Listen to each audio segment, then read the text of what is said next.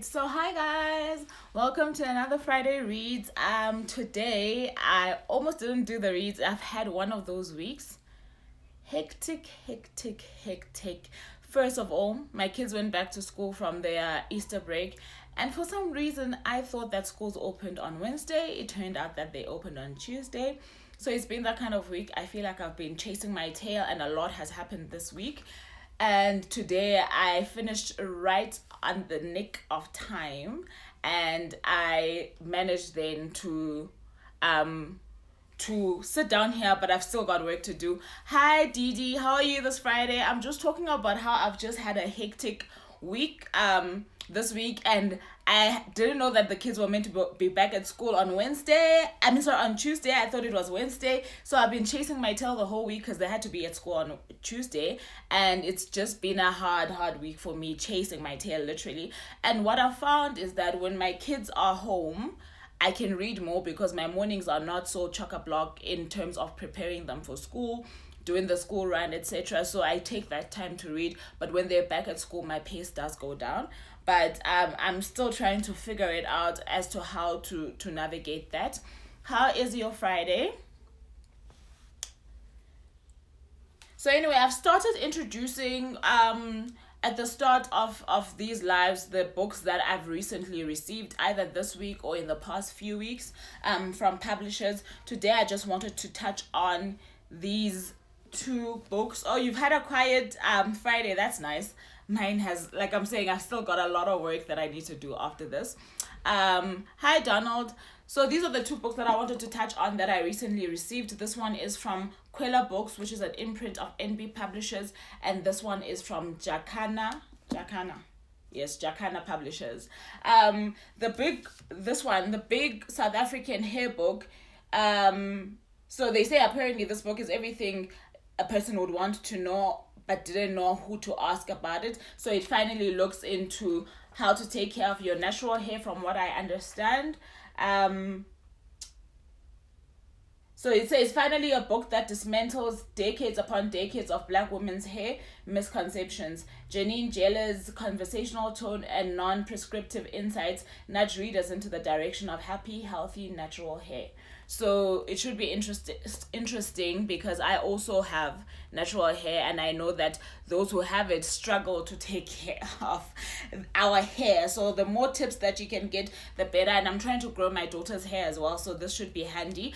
I always have a preface when it comes to nonfiction. I am not a nonfiction girl, so chances are I might not get to this one in a rush, but it is interesting. I don't know if it came out at the right time. There was a period where everybody was going ham over natural hair, so I don't know what the new and valuable information is on here that people haven't already scoured the internet for, but we will see. So this one was from NB Publishers, and then this one is called A Tree for Birds by Vernon R.L. Head, and it's from Jacana Publishers. I'll just read the back. It reads, when little Chrisnell,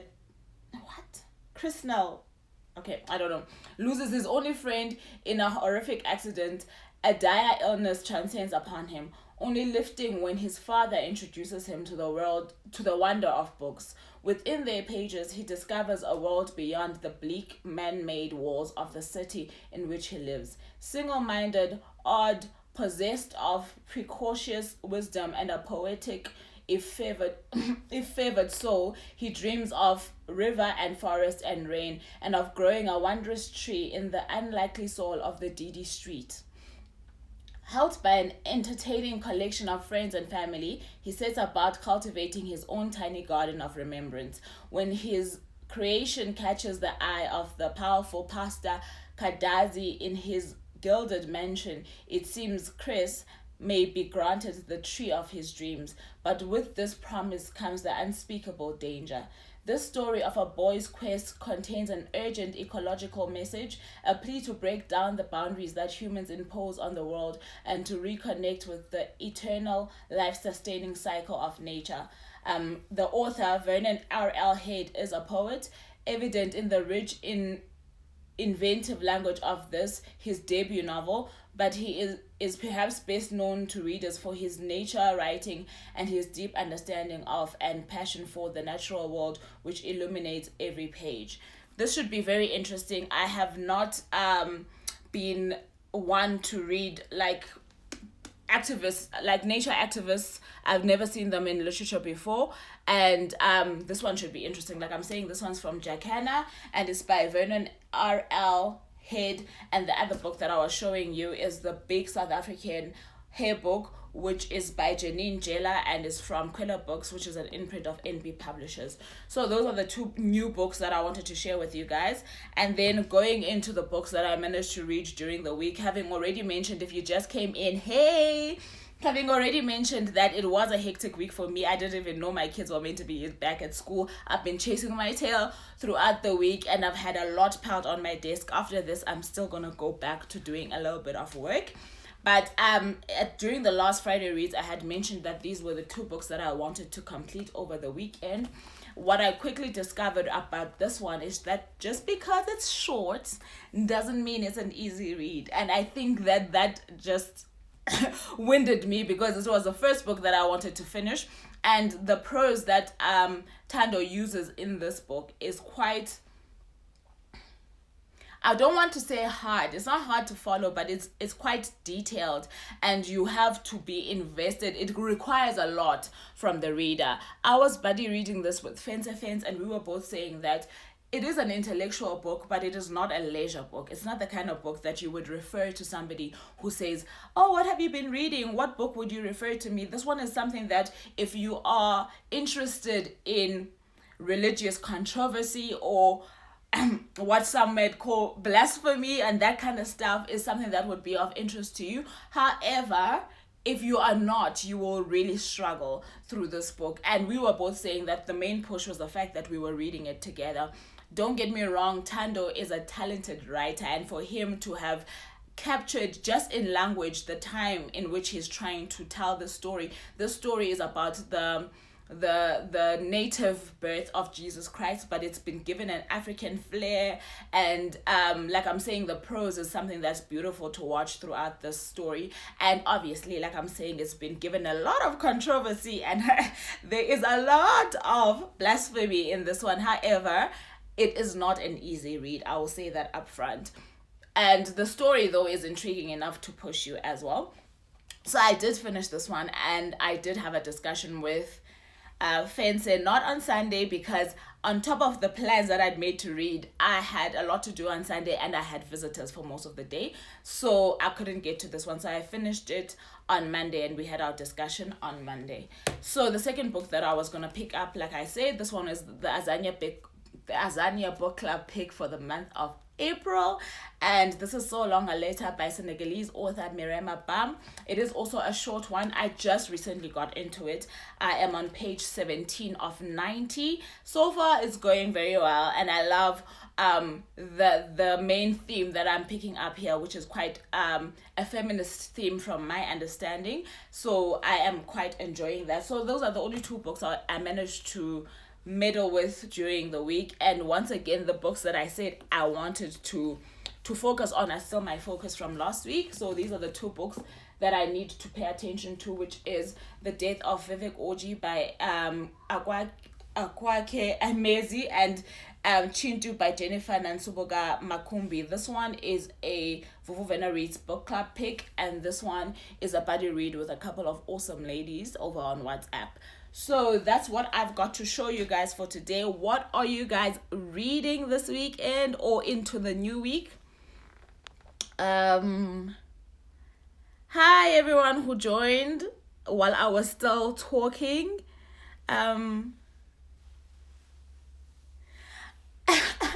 I haven't been on BookTube in such a long time, so I've been in a very weird funk, right? Let me not say in such a long time. Maybe the last time I went on was mid or beginning of last month, because I've been in this funk, right? And I'm trying to manage my time as well, because a lot is going on at the moment, and I've just decided that let me not put too much pressure on myself. Let me just take this time to figure out the season, and once I know what's going on, I'm definitely back on there because I've been missing the booktube streets so badly.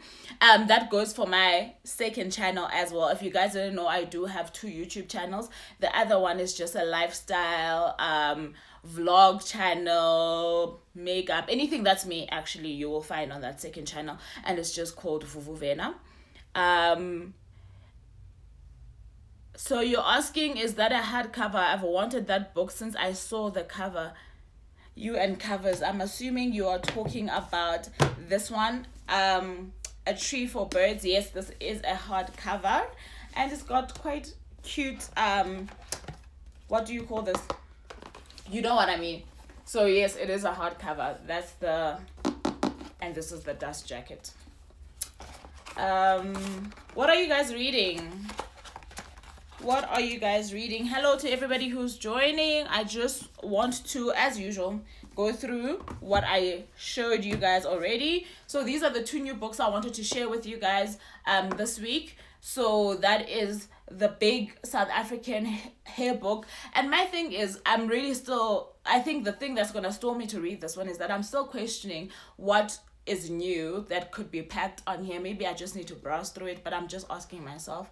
But this one is by Janine, Jellar, and it's published by Akwaeke Books, which is an imprint of NB Publishers. And then this one is from Jacana Publishers. This one is A Tree for Birds by Vernon R.L. Head. And if you're interested in the synopsis, I did read it out at the beginning of this, and I will be saving this on IGTV, so you can go over there and check. But this one is very much focused on ecology, on nature, and preserving the earth, which is something that's going to be new for me to get into when I do read this. It's quite interesting as well. The book I've managed to finish in the past week is Hear Me Alone by Tanom Golos, and I was just letting you guys know that this is not an easy read, but it is an interesting one. The prose is great. What he does with the nativity story is very risque, very brave, and it's quite interesting to watch it unfold. So it's quite a good one. And then for the Azania Book Club pick for the month of April, I am currently reading So Long a Later. I'm not too far in. I'm on page 17, and this one is by Senegalese author Mariama. And then I want to get into these 2 books this week. These are the same books that I wanted to touch last week, but as I was explaining, it was one of those weeks. So these are the 2 books that I want. This one is the Vuvuvena Reads Book Club pick for the months of March, April, and this one is a buddy read with a few other readers over on WhatsApp. So who's reading what? And hi to everybody who's joining. Exactly. I always say that, you know what, when the days of retirement come, we will be set, because there are way too many books, right? And you cannot get to all of them. But I always say it's better to have them, so that when you are sipping on mimosas every day, all day, because your kids have gotten their jobs, they are out of their house, and you actually don't even know what to do with yourself, those are the things that will keep you company. Trust me. Bookaholic Queen says, just started Critical but Stable by Angela. Was waiting for the hype to cool down a bit before I started it. I'm so loving it. And that's right. Hey, because for me, I find that sometimes if you read a book during the hype, you might not even know what your personal opinion of the book is, because everybody is here, right? And everybody is talking, and you want to almost read the book with this commentary at the back of your head. So if everybody loved it, a part of you will want to love it. But when you are taking time off to let it, the hype cool down, you find that you actually figure out what you personally feel about the book. Thy Book Reviewer says, Where Light Shines Through by Kimon Fetides, I want to say. Please can you let us know what that one is? Yes, the covers are stunning. I always say I'm not really a cover, I won't use the wrong word on the internet, but I'm not a cover person, right? And I lie to myself every single time, because most times it's covers that sell books. So if it's attractive enough, I will pick it up. Trust me. Really? Bukaola Queen says she's sold on Hear Me Alone. Okay, but don't shoot me if you find that it is as difficult as I say it is in terms of the prose. The story though is solid, and like I'm saying, kudos to Tando for the bravery, because most South Africans, especially Black South Africans, have been indoctrinated into an understanding of Christianity from a very young age. What he does with this critical part of the Christian story, I'm sure if people had to ostracize him or make him an outcast in the churches, they probably would have after this specific book, because it's quite brave. I don't want to lie to you.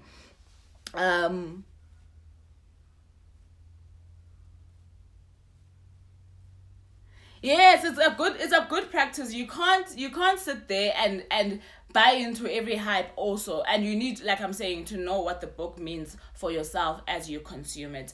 What are the rest of you guys reading? I don't want to say I'm having a slow reading month. This month is actually way better than last month. Last month was a headache. Everything I touched did not turn to gold.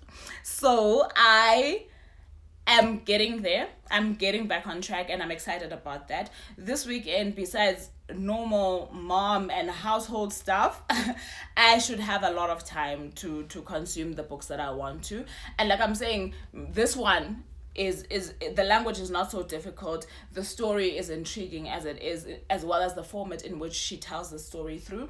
So it's just a matter of finding some time that I can block off some silence where I can actually read, and I should be done by this weekend. If anything, this is the one book that I should finish by this weekend. This one is a chanka. Chanka. So I don't want to promise finishing it, but definitely I will start it. I want to tell you how many pages it is. It is 410 pages long, and the font is not like the biggest. I don't know if you guys can see, but that's the font size. So it should be interesting. These trade back ones, I was about to say, I usually find that the font is quite big, which makes it a little bit easier to read. So The Death of Vivek Orji is 245 pages long. So I'm gonna try and see if I can get quarter way or halfway through this one, because I've heard great things about both actually of these books. So I'm very excited. So I don't have anything more really to say to you guys, unless you guys still have some conversation in the comments. Oh, you love spice and controversy. Okay, I see. Hear Me Alone. Oh, yes, Hear Me Alone sounds like my cup of tea. Then you could definitely enjoy it, especially with the perspective of the fact that at the end of the day, truth is truth. This guy is blaspheming. It's probably, if it had a wider audience, I don't know if it had, because I picked it up without knowing anything about it at a book sale. But I'd wanted to read Tando for a long time. But if it had a wider reach, I think that it would have had the same kind of reaction that Dan Brown's The Da Vinci Code had when it first came out. And I think that this one it takes it like a whole lot further than what Dan Brown did to do, which is a little bit scary, if I must say so myself. But other than that, guys, that's all I have for you guys today. Thank you so very much for joining in. Today's one is short and sweet. I did mention at the beginning that I got work that's piling up. So as soon as I'm done with this, I'm going straight to my work, and then I can relax into the weekend and read. So have a great reading weekend. Thank you for joining me, and until next time,